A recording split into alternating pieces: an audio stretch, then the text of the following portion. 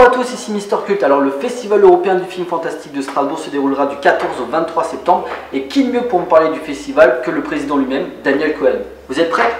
C'est parti.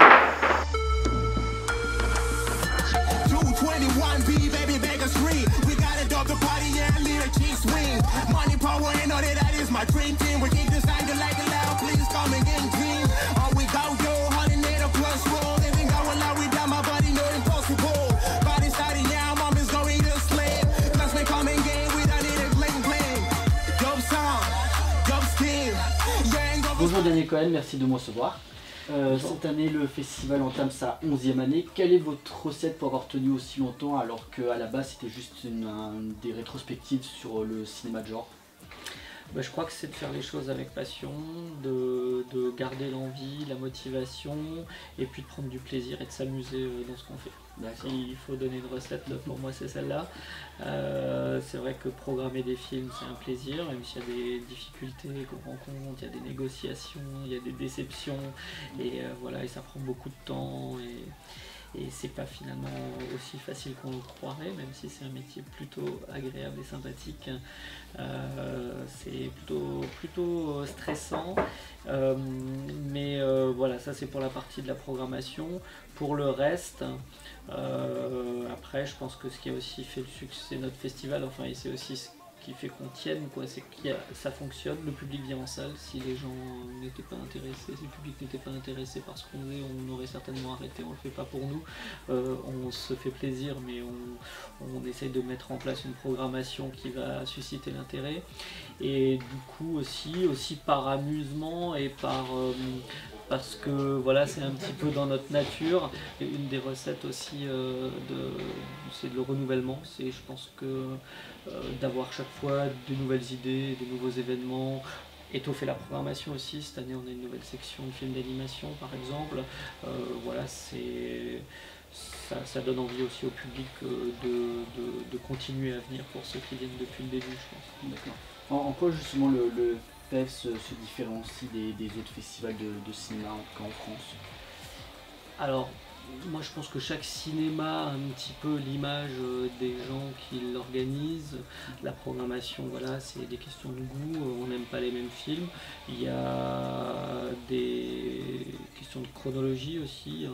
Il y a des films qui sortent entre plusieurs festivals, donc ceux qui sont prêts pour un festival sont plus prêts pour l'autre, c'est trop tard pour l'autre festival, parce qu'entre temps les films sont sortis en salle par exemple.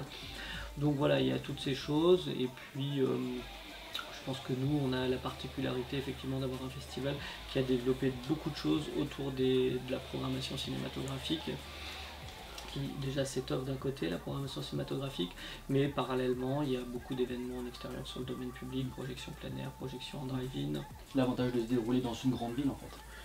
Alors effectivement, ce qu'on fait ici à Strasbourg, je pense ne peut pas être fait d'ailleurs pas dans des toutes petites villes peut-être, et puis dans des très très grande ville non plus. À Paris, on peut aussi avoir des problèmes pour l'organisation d'un festival. Je pense que c'est pas forcément évident de créer des lieux de convivialité dans la capitale. C'est pas forcément évident de pouvoir organiser des événements sur le domaine public aussi, j'imagine. Et puis les distances sont plus longues. C'est vrai que Strasbourg, pour ça, c'est une grande ville à taille humaine, et c'est assez pratique, et ça crée, ça contribue à l'atmosphère du festival.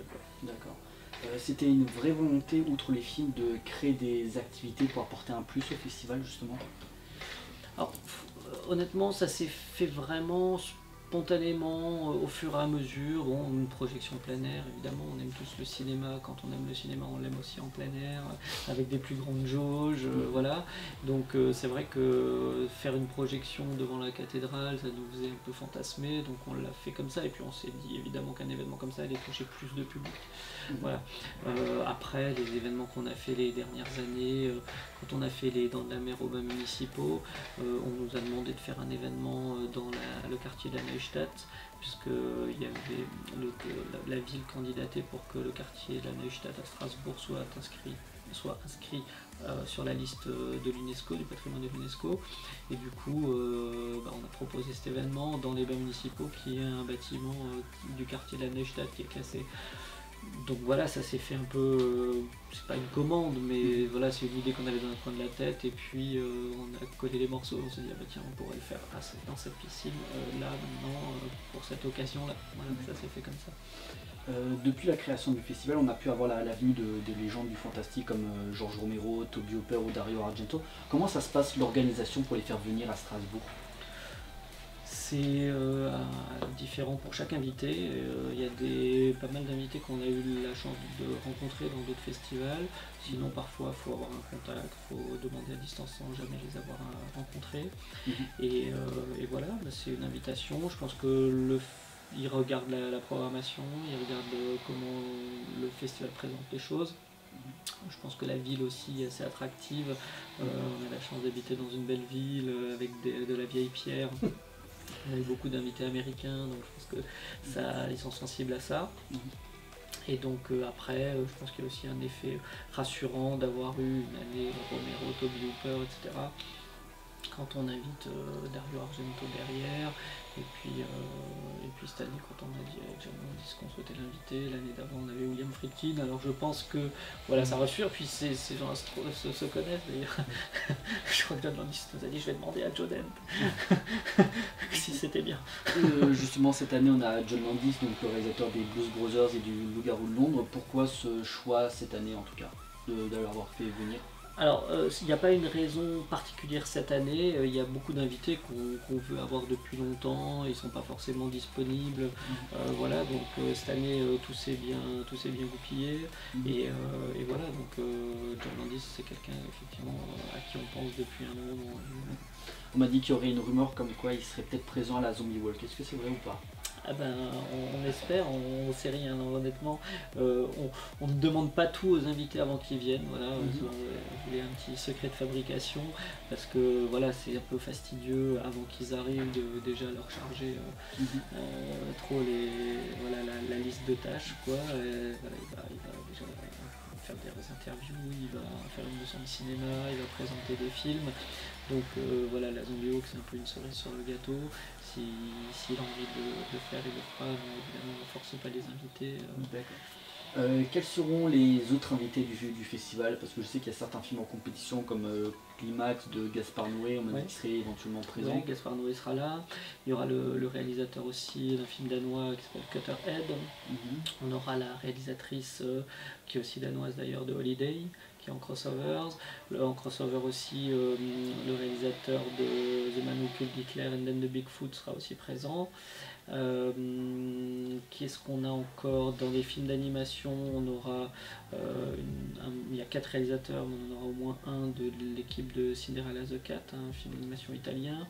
On aura le réalisateur de Laika, on aura le compositeur de la musique de Chris de Suisse. Voilà un peu pour les équipes de films présentes. Le réalisateur du documentaire Friedkin Uncut aussi sera là. Voilà. Plus les membres du jury. On aura dans le jury fantastique cette année la chance d'accueillir Anurag Kashyap. On avait programmé Psycho Raman en crossover, il avait d'ailleurs gagné un prix il y a quelques années. Et cette année on va le remontrer d'ailleurs, puisque le film va sortir en salle sous le titre de The Mumbai Murders.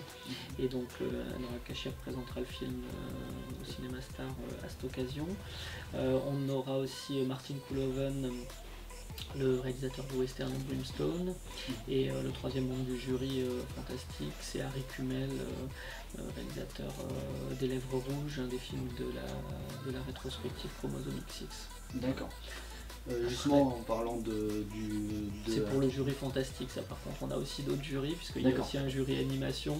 Là il y aura Jérémy Perrin, le réalisateur de Last Man. On aura aussi dans ce jury-là Ron Diens, qui est producteur, fondateur de Sacre Bleu Productions, société qui officie dans le cinéma d'animation.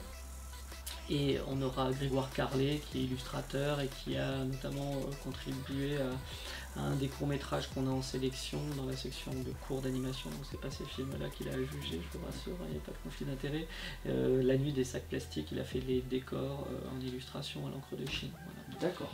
Voilà, et puis dans les jurys crossover, là, on aura le co-directeur du festival de Sitges, on aura Anne-Claire Ciotat qui est journaliste pour Bande à part à Strasbourg notamment, Christine Poré qui est professeure de cinéma, et puis on a encore un jury court-métrage, enfin voilà, il y aura du monde, voilà, maintenant on a beaucoup de jurys en fait, parce qu'on a beaucoup de sections, il y a aussi un jury jeux vidéo, enfin, bon, voilà.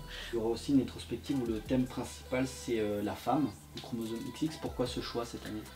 Alors on a beaucoup parlé des femmes dans le cinéma, des problèmes de sexisme, etc. Et puis d'une part, d'autre part, il y a toujours une idée reçue que les femmes finalement dans le cinéma fantastique ont toujours le mauvais rôle, qui est victime.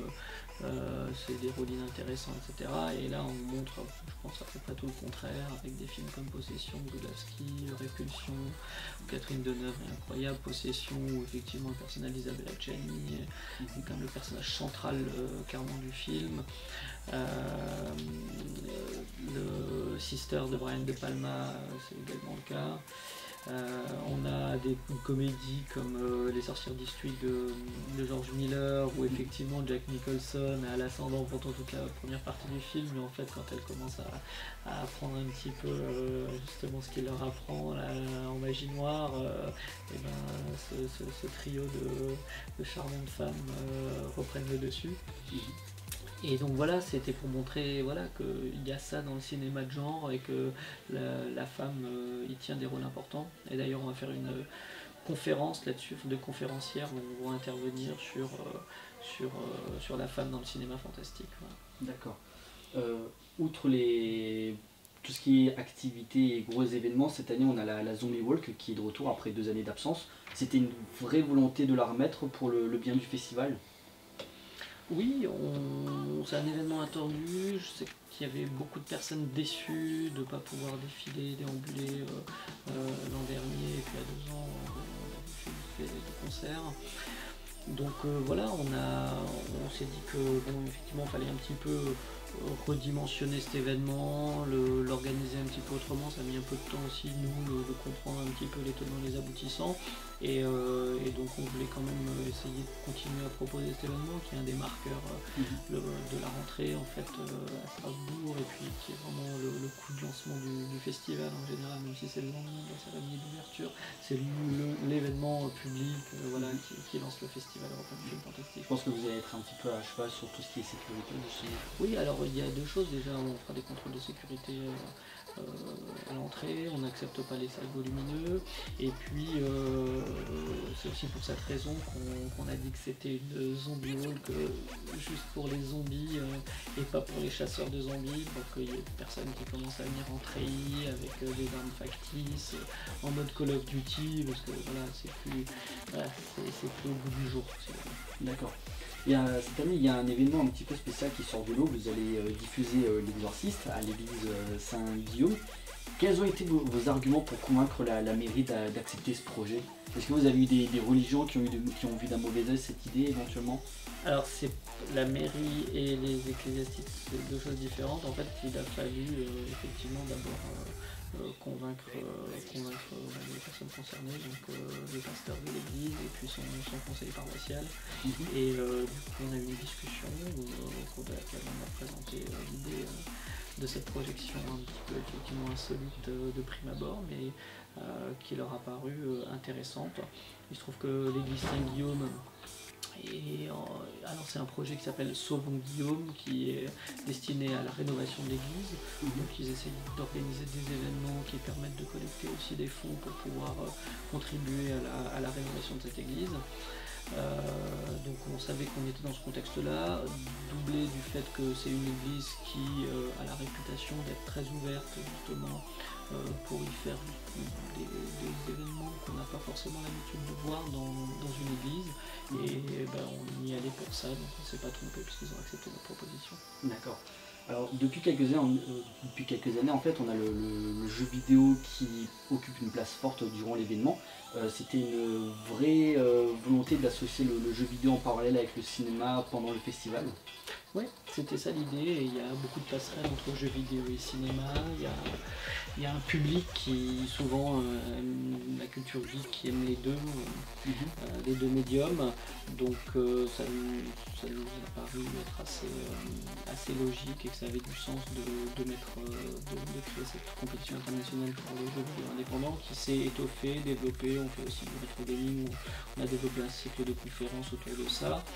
Et par ailleurs, et c'est un peu le chaînon manquant, on a toute une section de réalité virtuelle. Je sais que c'est très utile dans le jeu vidéo, mais il y a aussi beaucoup de films en réalité virtuelle, maintenant de plus en plus qui sont produits, donc on propose une sélection d'expériences, comme on dit en VR, au Shadok pendant les 10 jours du festival. D'accord. Et puis dernière question, qu'est-ce qu'on peut attendre de plus du festival dans les prochaines années? Est-ce que vous avez déjà des idées de nouveaux événements pour les prochaines années?